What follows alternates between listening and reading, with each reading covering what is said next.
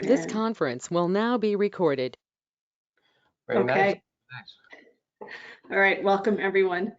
So Jerry is reminding me to call this meeting to order, and I'm going to make a note of that time right now. So it is 4:07. I'm going to put that in our notes. Okay. So here's my blurb that I need to read to you about virtual meetings. Thank you for joining the Live Well Kingston Commission. Today is September 16th. I'm Emily Flynn. I'm the Director of Health and Wellness for the City of Kingston, and I coordinate the Live Well Kingston Commission. Before we begin our meeting, a few guidelines. Good practice to mute yourself when you're not speaking to avoid background noise. As organizer, I reserve the right to mute anyone. Please state your name clearly for our audio listeners. Both video and written transcripts will be made available to the public on the city's website at a later date. As the organizer for today's meeting, I reserve the right to lock and pause the meeting to eject anyone who has behaved inappropriately. Let's do introductions, and I don't need to call the meeting to order, so that part is done. So next up, let's do introductions. So I sort of introduced myself there. In a lot of my other focus teams, we've been doing a practice where we introduce ourselves and then we call on another person to introduce themselves. Shall we try that? And then if we get hiccups, I'll then move us along. So Doug Coop, would you like to introduce yourself right now? Sure, Doug Coop, and I'm the Alderman in the 2nd Ward of Kingston. So Kevin, it's to you. Hi, I'm Kevin McAvoy. I think I'm don't have the camera on, but I can do that if you need me. Yeah, I'm here on behalf of the Kingston Land Trust and the Kingston Conservation Advisory Council. And Kevin, are you able to see people, or would you like me to pass that? Yeah, Francesca, you're sort of over there. Yeah. Okay. Hi, my name is Francesca Ortolano. I have worked in Kingston for over 30 years on and off, and I am an advocate for senior citizens, and I'm really happy to be here today. And Troy Allen. Yes, I'm Troy Allen Dixon. I am the Marketing and Program Director at the A.J. Williams Myers African Roots Center. I am also a member of the Kingston Emergency Food Collaborative. And I will hand it off to Anna. Thank you. I'm Anna Brett, and I'm a former health educator and administrator from Kingston City Schools, and I am on the Live Well Kingston Commission. And I will pass this on to Jerry Harrington. Thank you, Anna. I'm Jerry Harrington. I am the marketing coordinator for Health Alliance Hospital, and I'm happy to be here for this meeting. Oh, yes, and I will now ask Stacy Kraft to introduce herself. Hey there, Stacy Kraft, Public Health Education Coordinator with the Ulster County Department of Health and Mental Health. Thanks for having the meeting, Emily. All right, Melinda, are you there? I'm here. I'm Melinda Herzog. I'm with Cornell Cooperative Extension. I'm the Healthy Communities Program Leader there. And I also work with Stacy on coordinating the Healthy Ulster Council and am a Live Well Kingston Commissioner. All right, thank you. And Malia, are you there? Would you like to introduce yourself at this time?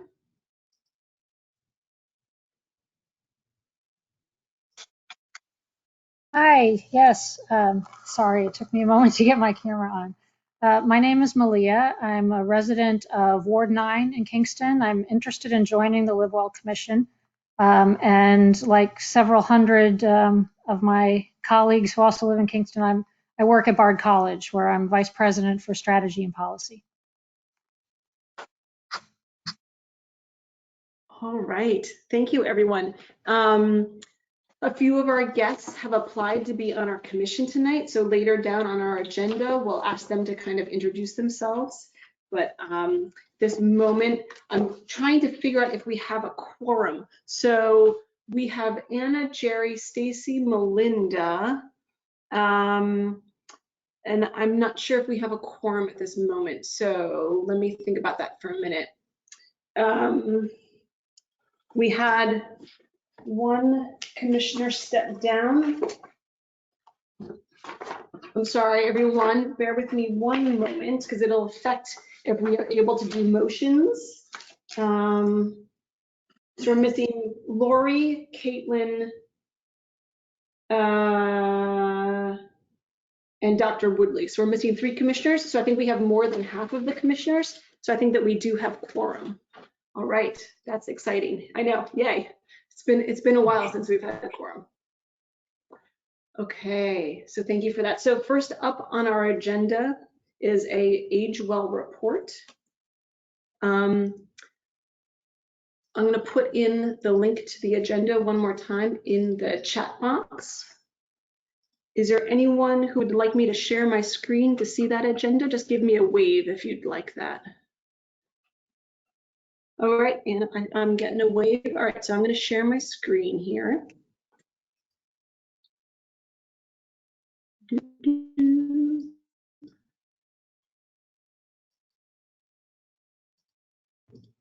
All right, sharing my screen is not working at this moment. Okay, so I'm gonna, oh, there it is. I took it. Okay.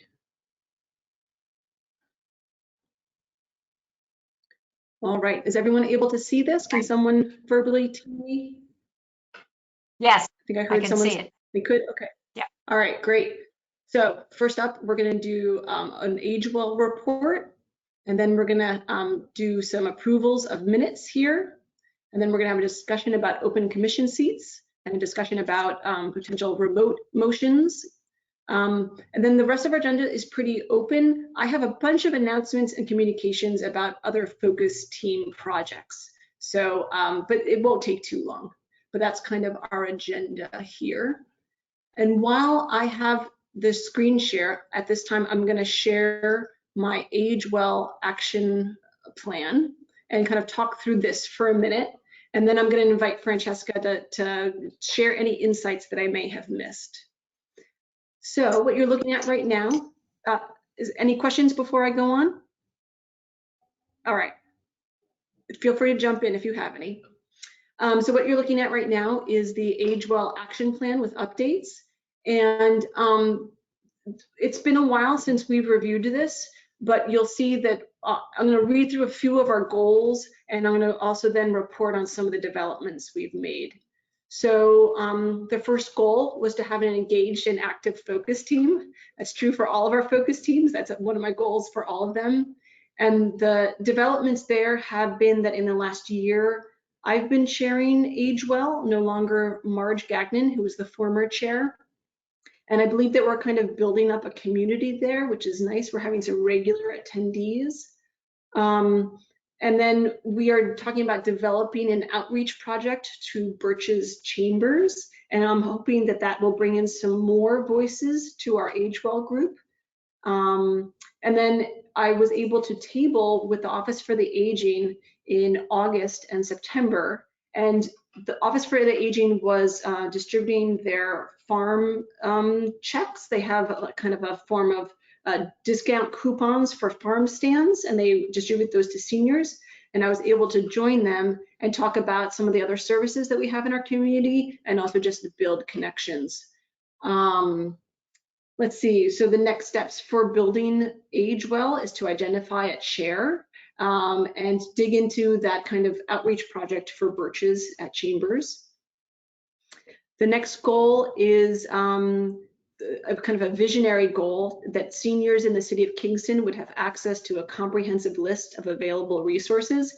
We have not made much progress on this, but I do have an intern right now. So I noted in our next steps that maybe I can try to work with the intern to really identify and add some more resources to the Live Well Kingston website. I'm going through these quickly and I'm happy to dive down deeper, but I thought I would go through quickly and then we can figure out if we have any questions or what parts we want to dive deeper into. So the next goal is explore opportunities to enhance communication with all seniors, including those who do not currently have access to technology. So this is a theme that comes up very regularly in AgeWell, and that is access to technology for seniors. As some of you may know, the Cyber Senior Program, which matched up seniors with high school students, we have had to pause that during COVID. It did not feel safe to encourage more in-person events. We may reassess that at some point, but as of right now, it's still on pause. And the intern named Sophia has been doing some research on grants for technology and devices.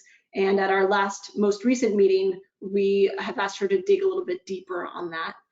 The goal really there is to try to find some grants to try to find more technology for seniors at low costs. The fourth goal is to improve access to transportation. Previously, a lot of that work was trying to support the bus merger and the sidewalk improvement district. The sidewalk improvement district is very much on hold right now, mostly because of COVID. But much of the work that I'm still doing at this time is supporting the creation of a pedestrian and bicycle master plan. And I believe that that will increase access to transportation for everyone in the city, not just seniors. So that is a bullet point of a continued work that I want to do supporting access to transportation. Finally, support senior programming. What's been nice is in our AgeWell group, the Office for the Aging has been a very regular partner. They've been coming to all of our meetings. So we've built that relationship in the last year or so, which is fantastic. And we were talking with them about trying to do chess programming at their, what did they call it? They have kind of a room near their offices that was kind of a senior center or a senior, a place for seniors to come together for programming. And so we were talking about trying to do some chess programming with them. We have put all of our chess programming goals on hold because of COVID, but in the short term, we're going to try to do some social media posts about the benefits of chess playing, and that's kind of a hybrid between AgeWell and PlayWell. So that's gone through kind of my or our AgeWell action plan with updates. I'm gonna stop my screen share and see if we have any questions or suggestions. I would love feedback on goals or tweaks or changes in priorities. I would love feedback on the AgeWell plan. Any questions? Is it possible that you could send this to us and we could then take a little more time to look at it? Absolutely, that's a great idea.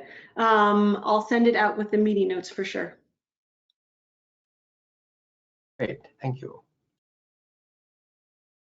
Yeah, that's good. I was going to ask you to scroll back to a couple, but if you're going to send them out, fine. That'll do it. Great, yeah, it's kind of hard to share my screen. Honestly, it moves very slow, and then you were all very frozen for me for a while. So if I don't have to share my screen again, I'd prefer not to, but I'm happy to talk through any of these. Was there one, Doug, in particular that you wanted me to dive deeper in?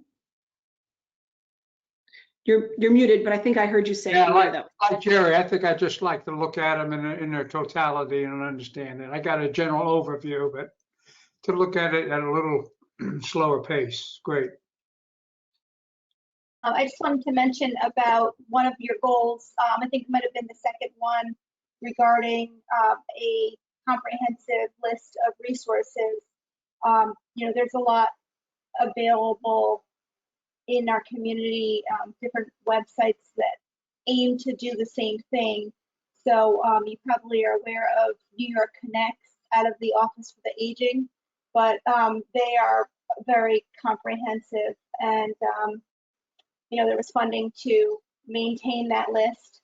So certainly I you're looking to do a Kingston-centric screenshot of it, the local perspective.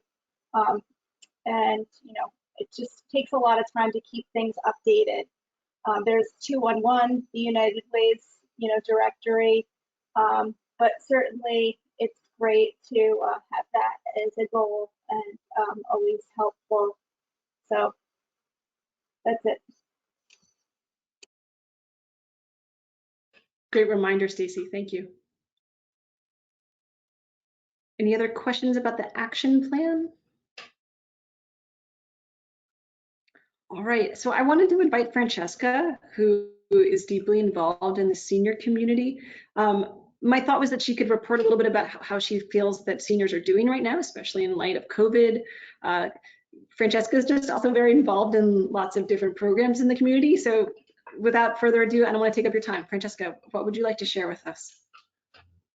Well, first of all, thanks, Emily, for inviting me to this. I've known about Live Well Kingston for as long as I've known about Age Well, and I've never had an opportunity to attend a meeting.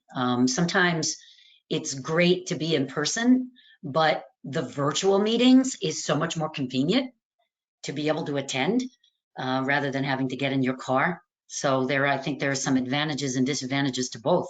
And this is definitely one advantage for me, is that I can get to be at this meeting today. So I've been involved with seniors, advocating for seniors for over a decade now in the city, in and around the city of Kingston. Most recently,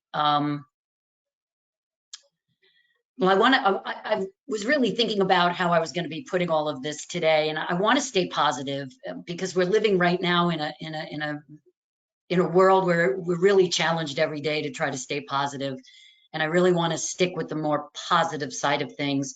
I don't know if any of you are familiar with SSIP, an acronym for Settled and Serving in Place, a group of senior citizens that have been active in our community for a very, very long time, not even going to try to guess how long.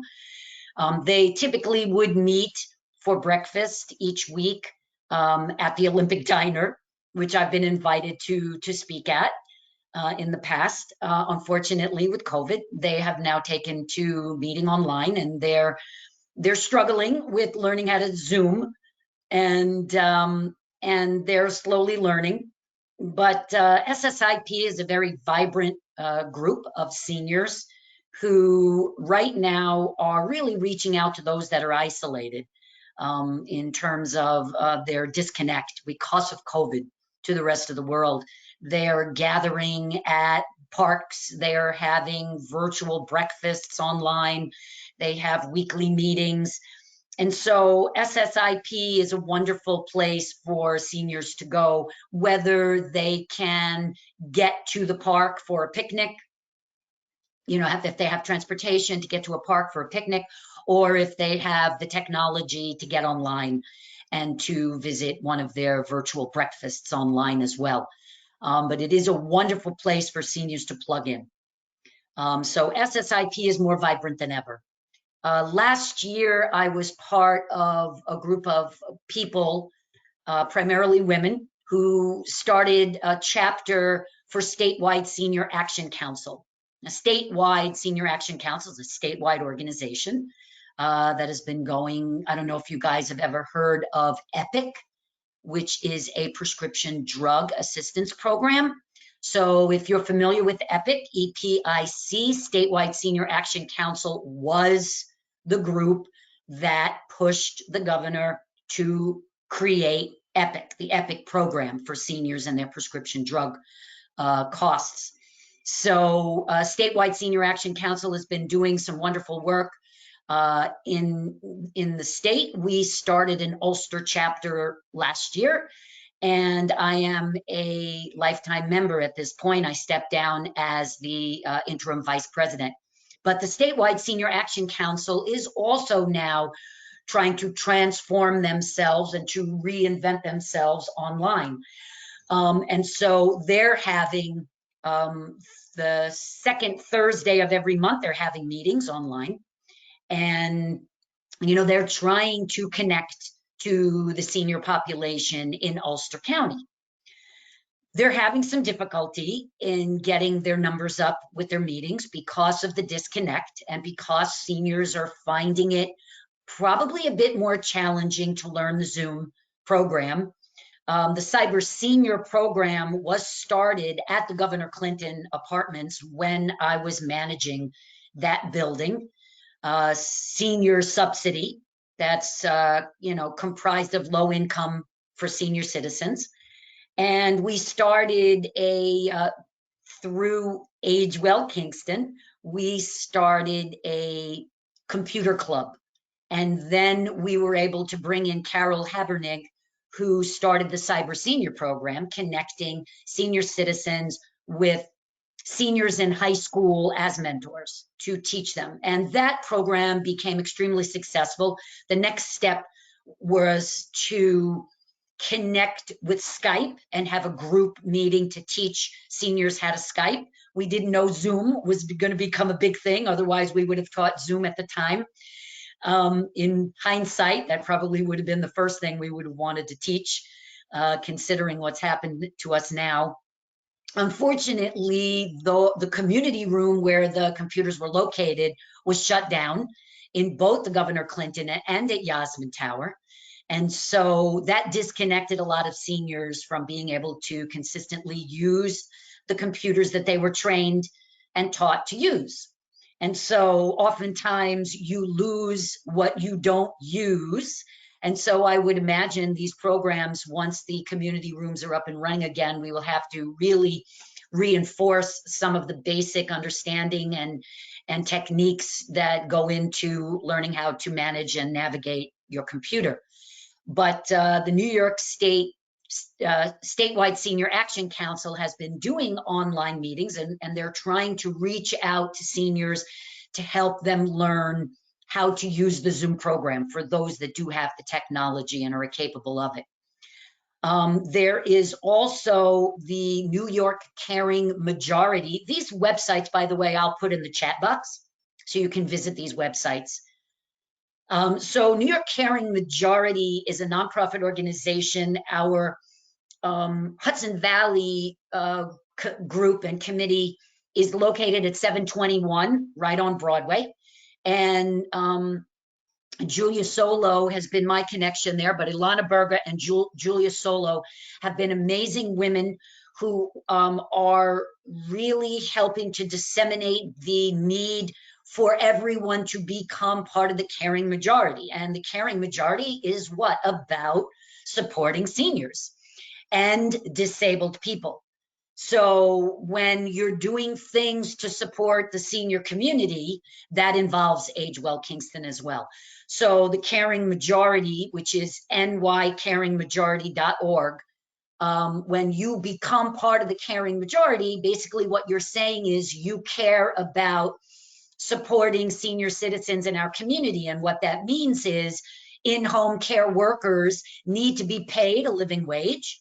In-home care workers need to have safe environments to be able to work. They're considered essential workers. I mean, you know, imagine if you would, an elderly woman who can't maintain herself on her own, but she still is capable of living independently.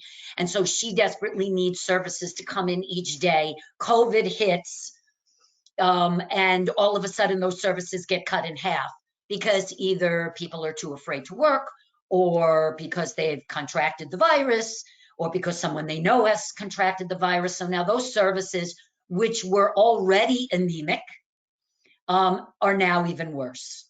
And so Caring Majority, we all need to become part of the Caring Majority. So the idea of being a Caring Majority champion is, if you have ever cared for someone else, whether it be a young child or an elderly person in your family or your neighbor, you are part of the Caring Majority. It's as simple as that. Becoming a Caring Majority member means that you support what the Caring Majority platform stands for. And so that you could find out on the nycaringmajority.org website. Caring Majority evolved itself during this election time. and they created something called Caring Majority Rising. Because Caring Majority in and of itself is not politically motivated, just like New York statewide Senior Action Council is not politically motivated. We have platforms, but we do not back or support candidates. We are apolitical. Caring Majority Rising, on the other hand, is a 401c4. So I'm part of the steering committee for Caring Majority Rising, which takes the platform of the Caring Majority and then endorses candidates, most recently now in this coming up election. And so we have interviewed four different candidates to whether or not we were going to endorse them as care champions. And we've determined that there are 4 fabulous candidates that we have decided to endorse. And caringmajorityrising.org is a place where you can go and see the endorsements that we have come to the conclusions of out of our interviews. And these are people that are running for Senate. And they're going to make some big changes after the election is over. If we can elect those care champions into the Senate, we can continue to push the platform of caring for in-home care workers and to back the essential workers and make sure they have all the PPE that they need and the sick leave that they need in order. Hi, Lori. Hi. In order to continue to push the agenda, we need to be able to elect these care champions. The only negative thing that I have to stress, which is something that keeps coming up in all the meetings that I have attended, that revolves around senior citizens, and that is senior citizens were already feeling a sense of isolation and disconnect.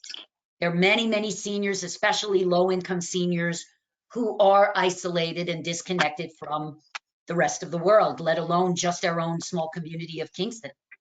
And the reason for that is lack of funds, lack of transportation, lack of technology. This issue, as you can imagine, has increased tenfold with the coming of COVID. So not only, no longer can we gather with our seniors and have social events. No longer can we, go and visit them to make sure that they're well and they're, well cared for. And no longer can they go in their apartment building community rooms and utilize the technology that's there for them because of COVID. So now more than ever, we, Live Well Kingston, and all of the Well Kingston groups that are under that umbrella really need to focus on what to do. What is the answer? And I really believe wholeheartedly that if we put our heads together, we can come up with an answer to how do we reach out to those shut-ins, which have now exponentially increased because of COVID. How do we go about connecting with them safely? I know Stacy and I were, and Emily were talking yesterday during an Age Well meeting about perhaps having an outdoor gathering. I mean, there are seniors that don't even know that wearing a mask really is going to keep them safe. There are a few buildings we were discussing in our Age Well meeting yesterday where people were refusing to wear masks. And there's, we were trying to brainstorm, how do we get out there and spread the word and reach out to them? And one of the suggestions was perhaps having an outdoor meeting where we can spread them out a little bit safer and have this sense of community. The 10 years that I spent at Yasmin Tower and Governor Clinton, a lot of that time was spent on creating community spirit and helping helping our seniors and our elderly community feel like they have a sense of worth and that they still have meaning in their life and that their voice matters. And now so many of them have been cut off on so many different levels that they're feeling now a lesser sense of worth, a greater sense of isolation. And we have to figure out a way of turning the tide during this time of COVID. We can't wait for COVID to be over to make it happen. It has to happen now. We have to spend the time, the energy, the effort, and the fundraising to do whatever it takes to get our seniors and connect with them. So that's what I'm going to end on. And I'm really hoping that we can all, work towards that end. And I greatly appreciate you listening to me today. And I do hope to be a part of Live Well Kingston starting from now and moving into the future. Thank you very much. Thank you, Francesca. Yeah, you threw a lot of information at us. Does anyone have any questions for Francesca or clarifications? Yeah, Doug, I see your hand up. Yeah, I have a question, a comment and a question, a couple of comments. First of all, Francesca, it's great to see you still involved with this great work after so many years at Governor Clinton and Yasmin Towers, which you managed very, very well in very difficult position. So it's good to see you still doing this type of work. The SSIP, I'll just comment, that's a great gathering. In addition to being an alderman, I'll admit to being a senior too. And there've been many times when my wife and I, we crossed over the city line and went to the town of Ulster to the Colonial Diner. Those are great meetings. You would have 10, 12, 14, sometimes 20 people there, and they are great. And, I'm hopeful now that the Colonial Diner is open again, that, we may be able to wean ourselves, that group may be able to wean itself off of the Zooming and go face to face, because they're really good. I mean, they're a lot of fun, just enjoyable. The question I have is, do you sense that seniors, you talked about isolation and no access to technology, and you and I have talked about this on one occasion before, what is happening to the increase in rents at many of the facilities, and the overall housing gentrification? Do you feel seniors are worried about losing their apartments, or worse, losing their homes, as taxes go up and so forth? Can you speak to that? Well, I can speak to that to some degree. I know that there are certain locations in the recent years that have been purchased. For instance, Dutch Village has been purchased in the last couple of years, and their rents have increased exponentially. So with every lease that expires, there is a good population of senior citizens at Dutch Village, which are up in arms with regard to the $400 rent increase that they have been facing. These are seniors that are on fixed incomes. I do know that there is a group, a tenant organization. See, that's what I love about our community, is organization is key to our, us being able to thrive. So a tenant organization has formed, and I know that they've reached out to the mayor, and I know the mayor has responded in a very positive way to support. I do know that at this time, there is a moratorium on evictions, but that's not going to help an elderly person should they be faced with that once that moratorium is gone. So yes, seniors are very concerned about being homeless in this day and age, with certain new corporations purchasing large apartment complexes and raising rents. There are many seniors that are in Section 8 housing, such as the Governor Clinton and Rondout Gardens, Colonial Gardens, Kingston Housing Authority, that are on a fixed income, but their rent is based on their income. though that population have no worry at this time for their rents to increase, simply because their rents are based on their income. So that there is no fear of that in those types of programming. Governor Clinton and Yasmin Tower are not publicly owned, they're privately owned. The owners there have a private contract with HUD, and they have to abide by the guidelines of the Section 8 housing that HUD puts forth. So they cannot raise their rents. They can raise the market rent, which is what the new owners did when they first purchased the buildings, but that just means that HUD kicks in more money, not that the senior pays out more money. But certainly seniors in general who live in private homes, who live in non-Section 8 housing apartment buildings, are very concerned about not being able to afford their rent. As a realtor, I see the rental market is totally out of control in general. I mean, you're looking at a 1-bedroom apartment now going for $1,500 a month. I mean, that's outrageous for any senior on a fixed income to be able to afford. So that's my long answer. Have people actually been forced to leave Dutch Village? I know I get lots of calls how horrible it is. I'm well aware of that. But have people been able to handle it, or have some actually left because they could not handle it? That I don't know the statistics to that in detail. I do know that some of the pushback, the owners or the management company, who I personally know, have arranged for a lesser rent increase. So instead of a $400 rent increase, they're getting a $200 rent increase. That's just not acceptable. For a person who's a senior citizen, has been living there for 12, 15, 20 years, that's not acceptable to have a $200 increase after their lease is up, to renew their lease. And that's what the management's perception of, compromise has been. Seniors are going to pay it because their mindset is, where else am I going to go?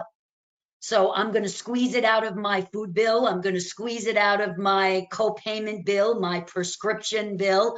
I'm going to squeeze it from somewhere so that I'm not out on the street. The idea of becoming homeless for a senior citizen, I'm sure we've talked about food insecurity.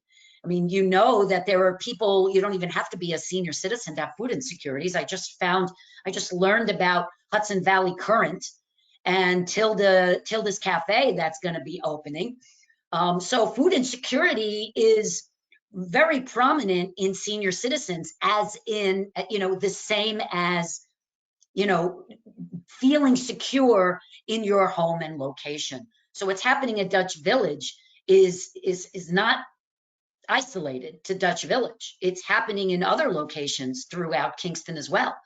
So, I don't know of anyone that specifically has left, but I do know seniors that have had to compromise, and instead of having a $400 increase, they have a $200 increase, which still is unacceptable and unaffordable to them. So I want to open up the conversation to anybody who hasn't had a chance to talk yet about this topic. And then I do want to move us along. And I also invite everyone to, if we want to dive deeper on this topic, to join AgeWell and we can discuss further. Is there anyone who hasn't had a chance to talk yet on this topic who'd like to chime in? This is Jerry. Just one quick thing. Health Alliance has, although it has put it on hold because of COVID, a monthly seniors breakfast that we put on the third Wednesday of the month. It's a free breakfast, and we were talking before about having certain people, seniors, not knowing about wearing masks and everything. Every breakfast has a speaker, a healthcare speaker, usually from Health Alliance Hospital, but sometimes elsewhere, who basically provides a very important health information, medical information, whatever, about health issues, from glaucoma and heart and stroke or whatever, to conceivably the importance of wearing face masks. We haven't had to talk about that because that wasn't an issue at the time, but we have a whole slew of people who come on and the group. We have usually between 24 and 30 people, and people love it. And so it's for free. And so when we start it up again, I'll be happy, Francesca, to let you know about that. That would be great. I appreciate that. Thanks, Jerry. Jerry, would a topic ever be on housing in that platform? Perhaps as a social indicator, what I call social determinant of health. But Yeah. we've never talked about housing so far, but perhaps if housing affects people's health, absolutely. Yeah, interesting. All right. Last chance for talks on this. Otherwise, I'm going to move us along to do some administrative business. All right. I want to say thank you so much, Francesca. I hope you don't feel like I'm pushing you along. You always have fantastic points. We're going to have much more conversation, so thank you. All right. So next up, since we have a quorum, and I want to say welcome to Lori, who is also a commissioner. Thank you for joining us. So next up on the agenda, I have approval of minutes. We have about 4 different monthly meeting notes to be approved tonight. Commissioners, did everyone get a chance to review those? Yes. Yes. Yes. Great. Yeah. Great. So at this time, I could hear a motion from a commissioner to approve each meeting document individually. I suppose there could also be a motion to accept all of them. I recommend that we do them individually. And I also believe that no one who wasn't there can move forward on any of these things. I agree with Jerry. They should be done individually. Great. So then why don't we dive in? So then the February meeting notes, I'm going to open it up and I'll tell us who was there and who wasn't. It's loading. So it looks like Stacy, Anna, Belinda, Tevis, who is a former commissioner, Dr. Woodley, Caitlin, Jerry, and Lori were all in attendance for the February meeting notes. Do I hear a motion to approve those meeting minutes? I make a motion to approve the February meeting minutes as they were prepared. I could second that. I approve. All in favor? I guess this is the first time that we're doing a motion via GoTo. So why don't I have commissioners either give me a thumbs up, do a thumbs up icon on your screen, or if you're on the phone, say I approve. I approve. I approve. I approve. All right. Let's see. I think I heard Anna. I heard Anna. Am I Yes. missing anything? Okay. All right. I think the motion passes. Oh, any abstentions? Sorry. Is Douglas abstaining? Is Doug abstaining? Doug is not a commissioner. Pardon me. Yeah. I mean, it's like Doug is, but so hearing no abstentions, the motion passes. So we'll move on to the June meeting notes. And the document is opening, so give me a moment.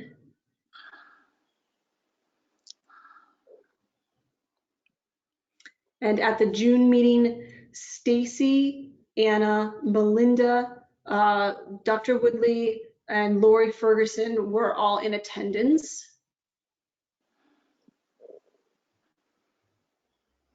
Would anyone like to make a motion to approve June's February meeting notes? I make a motion Anna to Brett, I'll make a motion make to the approve. motion. All right, I'm going to do Lori as first. I'm doing Melinda as second. So all in favor? Aye.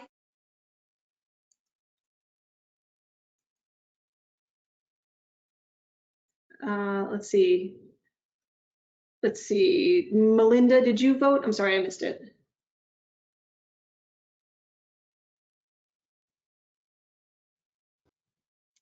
I see Stacy approves. Thank you, Stacy, via chat. Jerry, did you, I forget, I didn't notice. Are you I abstaining, wasn't Jerry? there. I wasn't there. Okay. All right. Okay, next up we have July.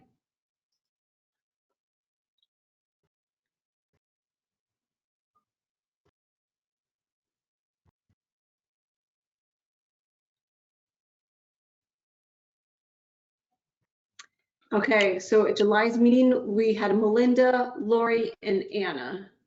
So only 3 commissioners were there. So let's see here. Would any of those 3? Anna Brett moves to accept the July minutes. I second it. Thank you, Lori. As a point of let's- order, do we have to approve minutes where there's not a quorum? I think so. I believe so. Yeah. Okay, just questioning. All right, so my computer's slowing down here, I think because I have a lot of windows open now, so bear with me a moment. Okay, last one, August. Oh, what is it? Yeah.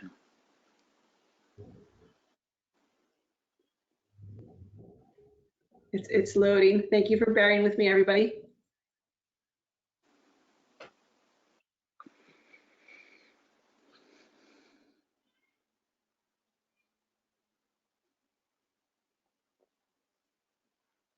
Okay, this one is taking its sweet time. Okay, here, okay. So for August, we had Anna, Dr. Woodley, and Stacy. So, I mean, I think anyone can make a motion to approve the minutes, even if they weren't there. Basically, you're just bringing it to the table to be discussed. I can make the motion. Or if it works out Thank you, better for Stacey. me to not, I can, second or approve, whatever you need me to do. I second. Nice Anna shot. Brett seconds. And if I may say, Thank you, Anna. I don't think someone can approve minutes when not there, because how would we know if they're correct or not? So they can abstain Sure. if they were not there.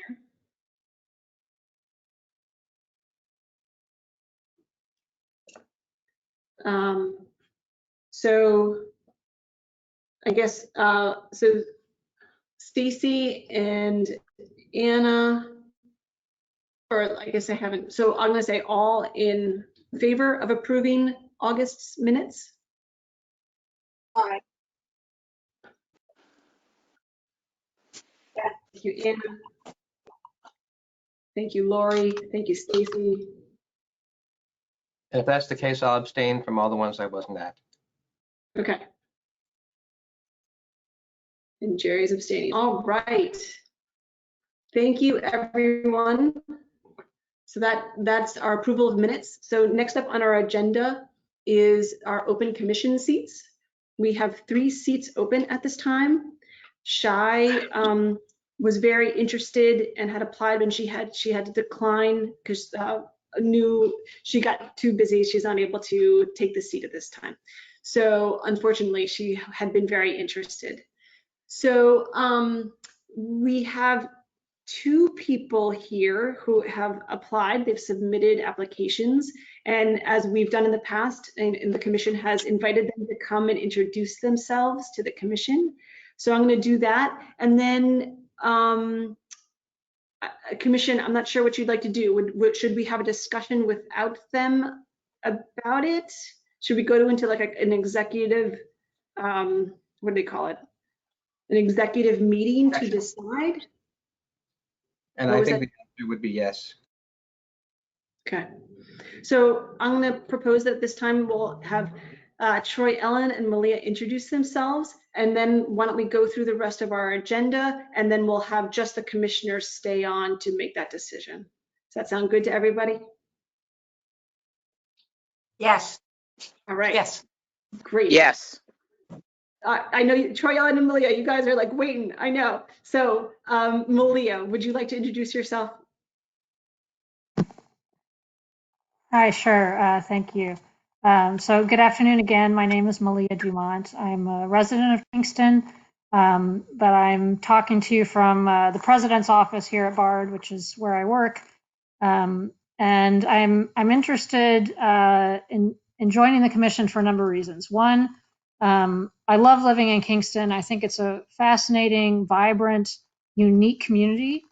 I have a background in public policy and strategic planning. I have a master's in public policy. My expertise is mainly in national security policy. I worked in the Pentagon for a long time before coming to the Hudson Valley.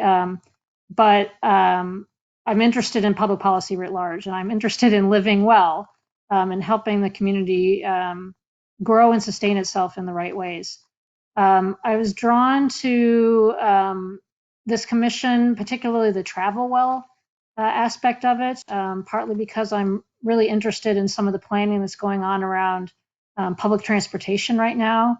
I know that hasn't been a big focus of the commission so far, but I'm interested in the kinds of connections that we could explore with the various entities at the county level and in Kingston and in the region that are working on public transportation and how that impacts how we live.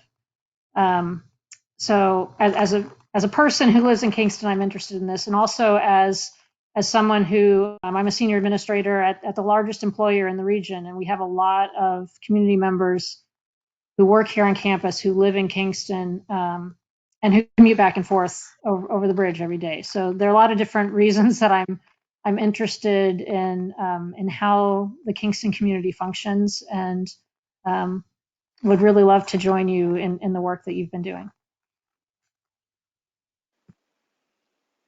Thank you so much, Malia. Troy Ellen, how would you like to introduce yourself? Hi, Troy Ellen again. I'm a member of the Kingston community for going on 2 years, but I've been visiting Kingston for many, many years because my daughter, son-in-law, and grandchildren have been in the Kingston community. I am retired, came up here and sat around for about 3 months and said, well, that's not going to work. And basically reached out and got a part-time job, at the A.J. Williams Myers African Roots Center, which is in Punkhaki. And that's how I began to learn about the community from the ground up. When the pandemic hit, 4 days in, I volunteered and have been coordinating volunteers for the last 6 months. Initially, it was for both packing, picking up, distribution. I called it, packing, picking, schlepping, whatever. But now at a lower level, we are still continuing distribution of meals to people who are living in boarding houses and motels. Many of the people in the motels are actually families in the Kingston City School District who've been placed there by DSS. I'm going to make an editorial comment right now because someone, I believe it might have been Jerry Harrington, talked about a social determinant of health.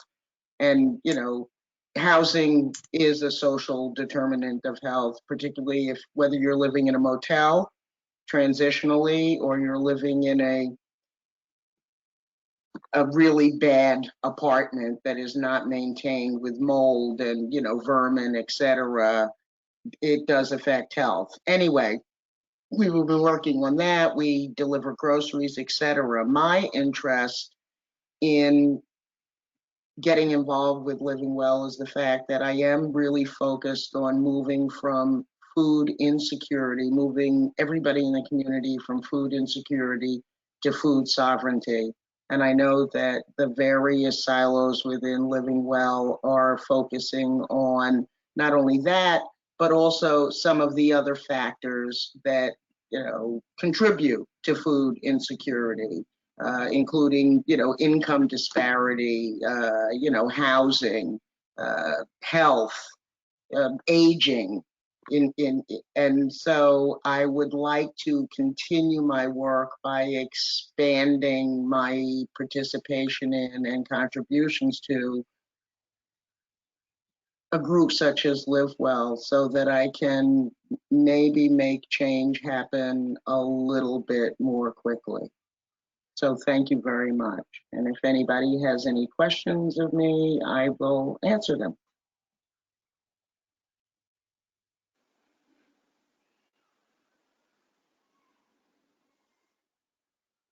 Commissioners, any questions or guests? Anyone have any questions for either Troy Ellen or Malia? This is Jerry. I'd like to just distinguish between the Live Well Kingston Commission and the blank well focus teams that we have. The focus teams are, as I understand them, really the ones that do the work.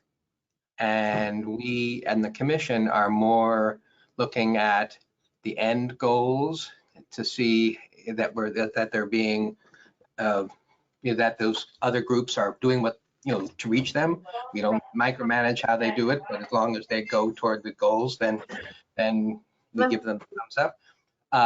So I just wanted to sort of distinguish between the two, so that someone, because at first when I came to the commission, and I was actually on it even before it became a commission, I think it was an important thing for me to get that distinction. And I just wanted to say it here for everybody, for you, Troy Ellen and Malia.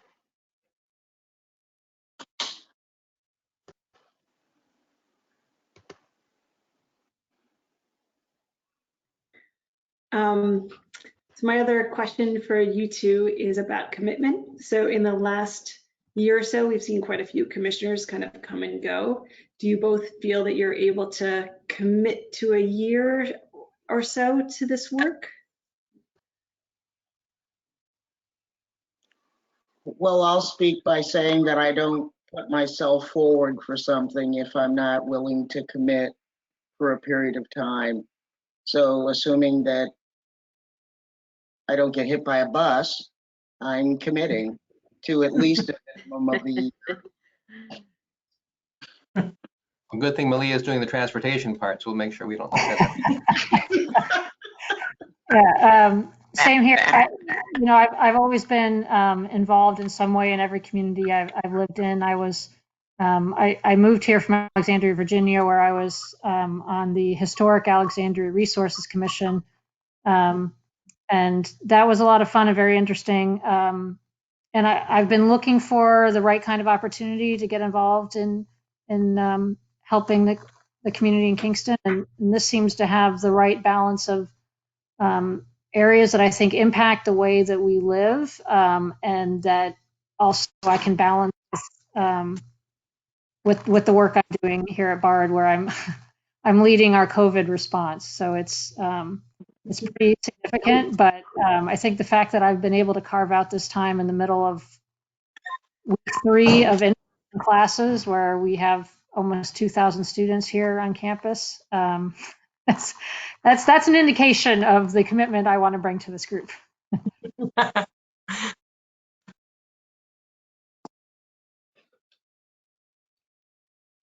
All right. Any last questions?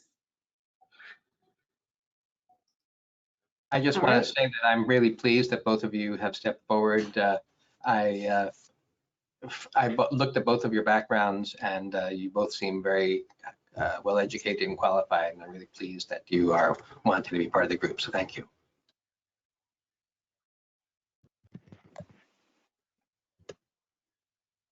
All right. Yes, thank you both. Last thing I'll say is that especially now that I've seen all of you and heard the way you approach this work. I mean, for me, it's not just the work; it's being part of a group of people that are working together, and I look forward to doing that with you if it all works out. Thank you so much. Thank you for the invitation. I've been lucky to be working with Troy Ellen for a while now. I'm very excited that Troy Ellen. I'm thanking Malia too, but it's lovely to see you both. So I want to move us on a little bit to a discussion about remote motions. So this came up during COVID that we were not getting a quorum at these meetings. So I'm going to put the link in the chat if it comes to talk about it. But the one solution we had was to try to do the motions and some of the work, you know, via a Google Doc or via email. And, you know, I sent that out to try to get some feedback. Oh, Stacy is reminding me to do a stretch break. Thank you, Stacy. So when we, when we meet in person in the conference room, we halfway through the agenda, we get up and typically we walk around the table and then we switch and we go back. So we're not going to do that like we normally do in person, but thank you, Stacy. Let's take just a moment and I'm just going to do a couple of stretches and you're welcome to join me or just take a breath. So I'm going to just put my hands up. Up and take a breath in and a breath out. I'm going to roll my shoulders. I'm going to bring them up to my ears, breathe in, and I'm going to release them down. I'm going to do a roll with my head and back. I'm going to take another deep breath in. You gotta go out. Come here. Come on, Remy. Remy. And then I'm What going type? Come on, Logan. as I think Melinda is taking care of her dog. Let's go poo poo pee pee. Come on. And out. Outside. Yeah, welcome us all back. So thank you for that, Stacy. Took a little stretch break. All right, so I needed that because I was kind of getting ahead of myself. But let's see. So I wanted to bring up the remote motions again. So we wanted to bring it up as a discussion point. We want to make sure that everyone is able to participate if we do go forward with motions. My proposal was that any commissioner could email me a motion or a second, and or they could put it directly into this Google document. And then I would monitor both to make sure that they were, you know, that any email was added to that document. I know that there are some guests and commissioners who may not be able to use Google Documents, so that's a deterrent or a barrier. So would anyone like to discuss this as a potential tool or another way that we could conduct a business when we're not all able to meet regularly? Well, this is Jerry. I would hope that if something like that, it would be like plan C or D rather than and then something we immediately decide to do simply because it might be easier or whatever. I would perhaps also, maybe we might need to sort of call it into action, so to speak. I'm not quite sure what the proper term is, but it remains dormant until we make a request for it. So it's not just an easy thing to do, because I think there is benefit to having the conversation and the motions in, you know, live. But at the same time, boards frequently, if there's no other way, do telephone polls and things like that. And I think that that's certainly something that we can, you know, can use as something that we don't use a lot, in my opinion.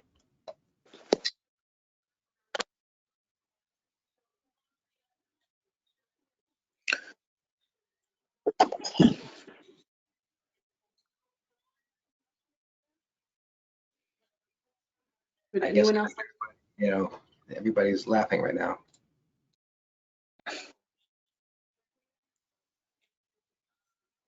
Would anyone else like to? I like that idea, Jerry. I think that's fabulous. Would anyone else like to express their thoughts on remote motions?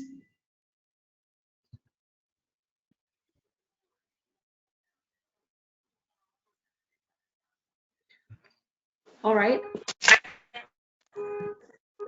Melinda, were you trying to join the discussion?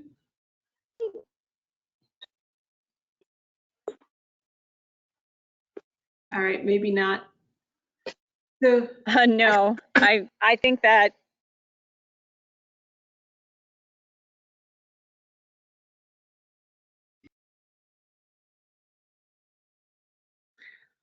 all right.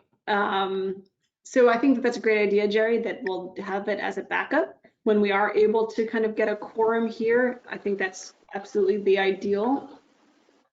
So why don't we keep it kind of in our back pocket as a tool that we might be able to use in the future, and hopefully we'll get more quorum now as we kind of move forward. Yeah, and perhaps we should create a motion, if you will, to set up the process to trigger this, so that it's not haphazard, like we don't decide, you know, simply because someone's thinking one day we should do it this way, that we do it, but that we actually have a plan in place on how we, you know, when we do it and how we do it.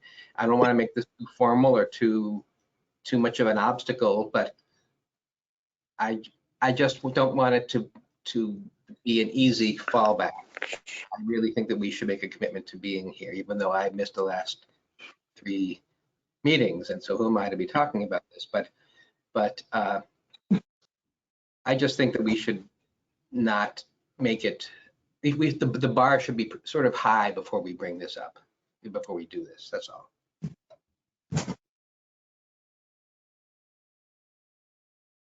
I see that Stacy put in the chat box, I like it if it helps to expedite our business matters.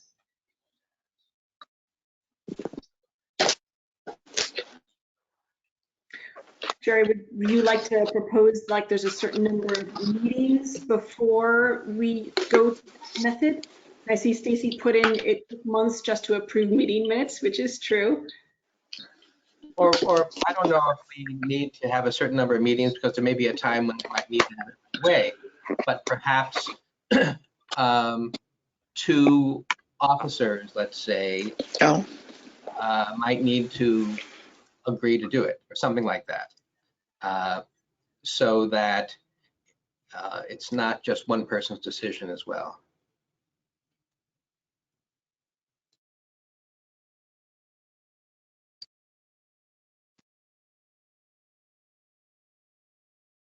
I was responding in the chat box to Kevin that we've already talked to Corporation Counsel about being able to use it, and it's okay with open meetings laws because our commission is not a governing body that controls the finances for a city program. It's more of an advisory council, so we are able to be more flexible. We're able to be a little bit more flexible with the way that we do business.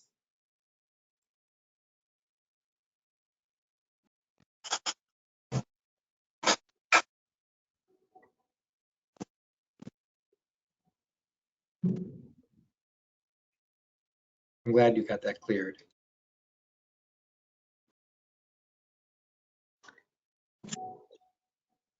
All right. Anyone else like to chime in on that? Well, while we're talking about open meetings, I guess we would also, you know, be very clear what the vote is, who voted this way, and all that, so that the open meetings law would be, people would know. There would be nothing secretive or private. There would be no closed meetings for votes. Yeah, thank you for mentioning that. Right. So the idea would be that no matter the business that took place would go into the meeting minutes and would be recorded just as if we were in person. So it would be documented that way.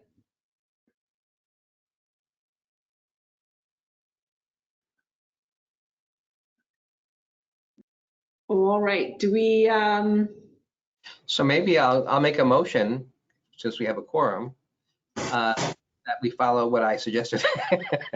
So that for us to use some non-live way of voting on motions, that to trigger that, we have two officers approve that, the use of that that way of doing it.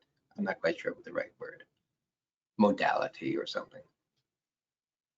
And so how would those two officers trigger it? Would it be an email to the commission? I would imagine, Emily, since you know all the things that are going on better than any of us, you would say there's an issue going on and we don't have a quorum and we need to have a vote, and the commission know, and to the commission, all the commission, that those officers would respond to everybody and let everybody know that they say yes or no. And if for some reason one of the officers, and there are what, 3 or 4? I forgot how many there are. 4, right? There's the president, vice president, secretary, and treasurer, right? That if they don't respond within whatever period of time is needed, it could be within 24 hours, it could even be within several hours if we need to do something right away, then maybe a phone call will be made to try to reach these people. But basically, we would need to have those people, at least 2 out of the 4, approve it, sort of like a 2-signature check kind of thing. And so it would be, I would think, initially by email, and if that isn't able to be done quickly enough, then by telephone, which would then be followed up by email. Something like that. Does that make sense? So I have 2 clarifying questions. So when you said officers, I kind of thought you meant like any commissioner, but you actually mean president, vice president, treasurer, or secretary? I mean the officers, the people who were voted to be officers. Yes, president, vice president, secretary, and treasurer, not just. Gotcha. And then my follow-up clarifying question is like, so the issue that we were having in the past was that we weren't getting quorum to approve the meeting minutes. Is that urgent enough for me to have emailed the officers to ask if 2 of them were interested in moving to remote motions? I guess we'd have to see at the time, but I don't see why that couldn't be. But it may be in that case, we'd want to say, like, after X number of months, if we still don't have a quorum, then we should do it. And that would probably be something that the officers would decide. If it's been 3 or 4 months, then yes, I would think, because we need to stay current with those as well.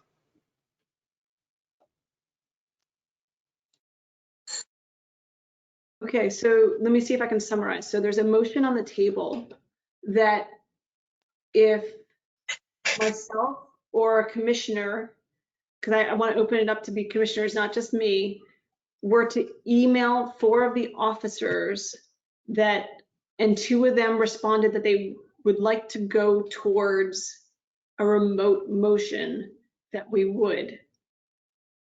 So that's the motion. The way I sort of envisioned it, it would actually be, they would be alerting the entire commission, but the 4 officers would be the ones that needed to respond, so that everybody knows it's coming up, that it's an issue. And either the president or chairman or whatever it is, and the second, and the treasurer and secretary would then, 2 out of those 4 would then need to respond in a timely way. And that timeliness would be dependent on what the issue is. Okay.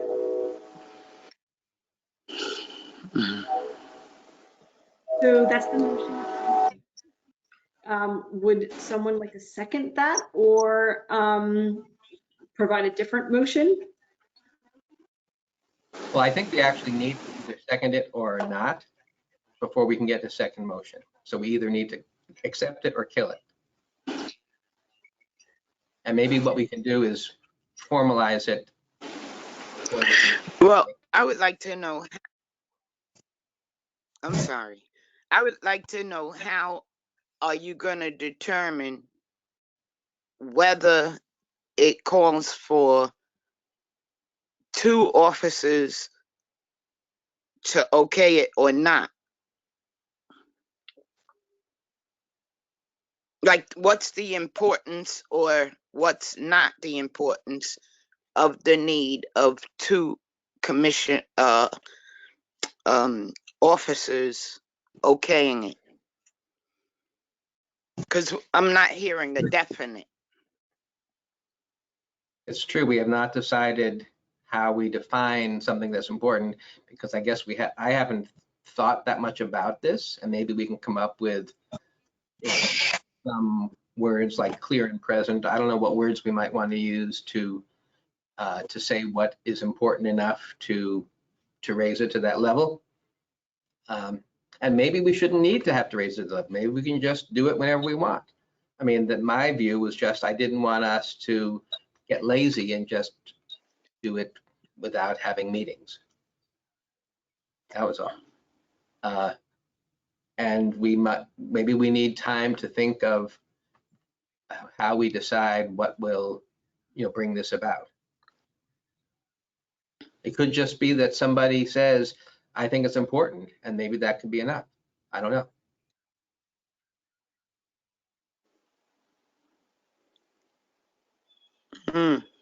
It's something to think about.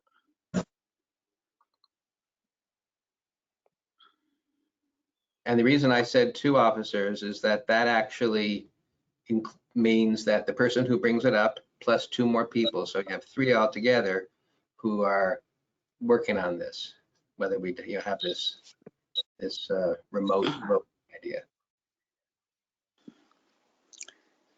Understood.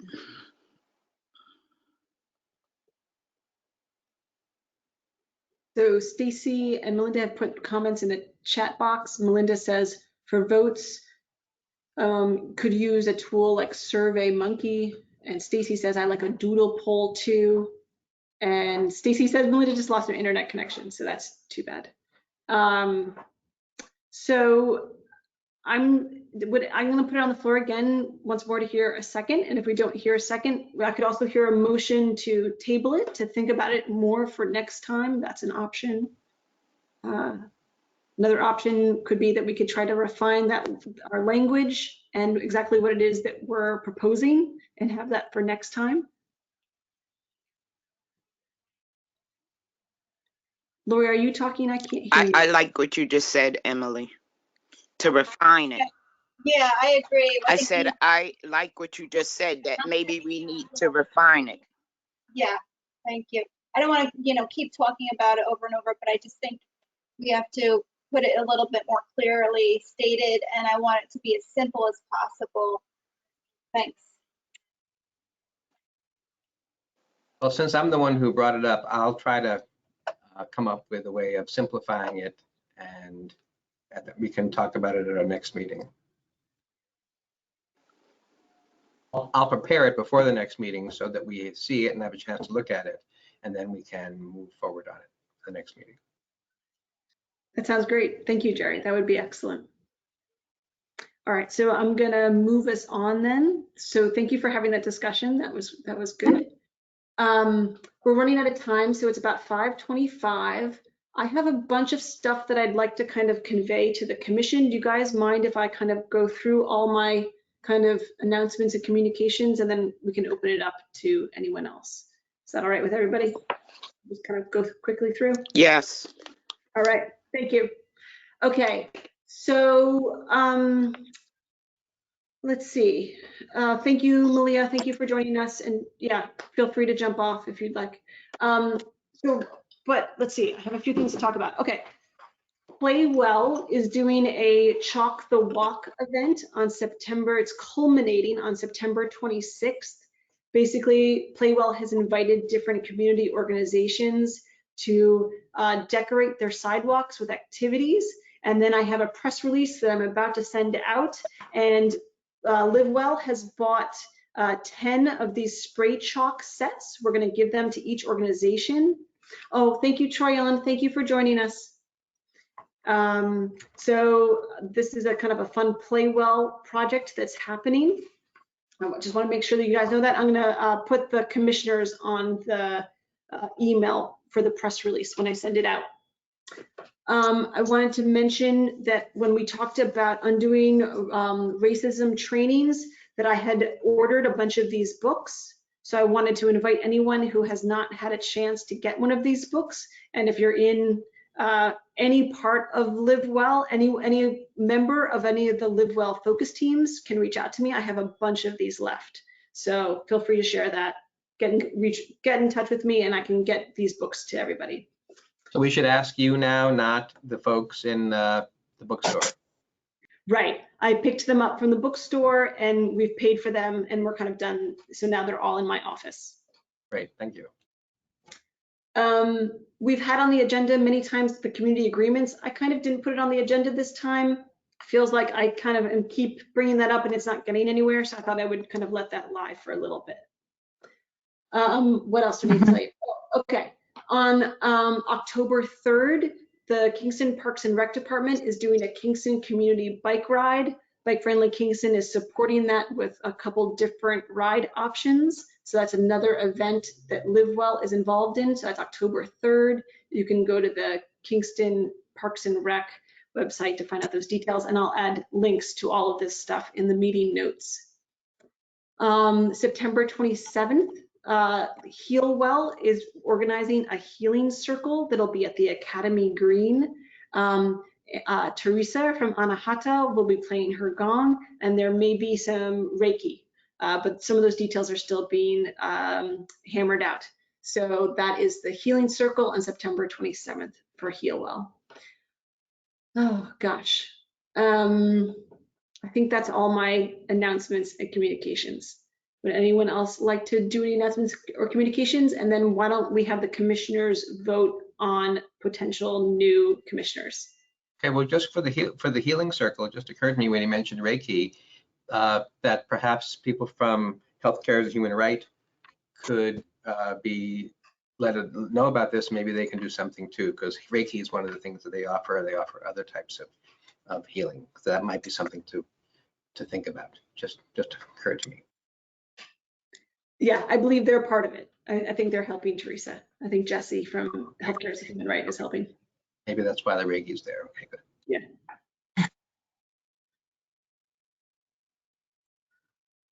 Okay.